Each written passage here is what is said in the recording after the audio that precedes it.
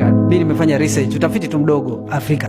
For example, even Tanzania, kama wewe ni mwalimu sana sana walimu wachungaji, hata kama ni mwalimu wa dini, mwalimu wa watoto, chukua watoto kadhaa hata 7, wapatie kazi kwamba okay, mtafanya kazi hapo, hii kazi labda ni ya kuhamisha hata tofali, tuambie mtatoa tofali, fanya tu research, mtatoa au viti au madawati au viti, sema mtoe hivyo viti mvipange hapa, alafu katikati yao chagua mmoja, mwambie awasimamie wenzake, alafu wewe simama mahali jifiche, uwe unatazama mwenendo wa huyo anayewasimamia.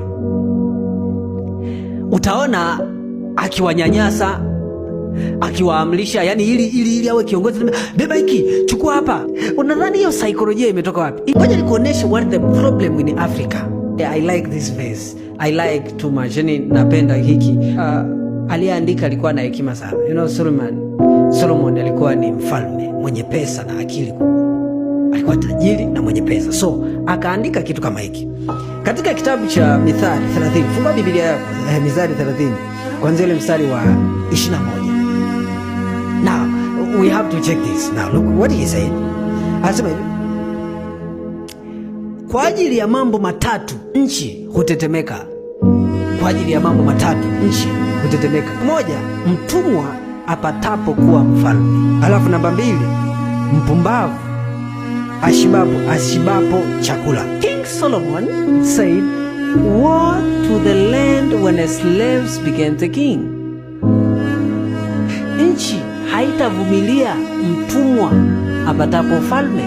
Sulemani anachojaribu kusema this, kwamba kukalia kiti cha kifalme hakuondoi dhana ya utumwa kwenye kichwa cha mtumwa. This means mtumwa ni mtumwa tu, na hapa anazungumzia mtumwa wa fikra zake.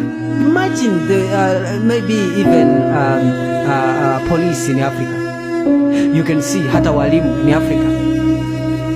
Anaweza akawa ndio amemkamata mtu na kosa. Ukiona mataifa mengine, labda mtu anaweza akawa ni askari, amemkamata mtu anakosa labda barabarani, cha kwanza anahakikisha usalama wake, anaonesha kujali kabla hajachukua hatua nyingine. Yani anakuwa upande wake, licha ya kwamba atasimamia haki.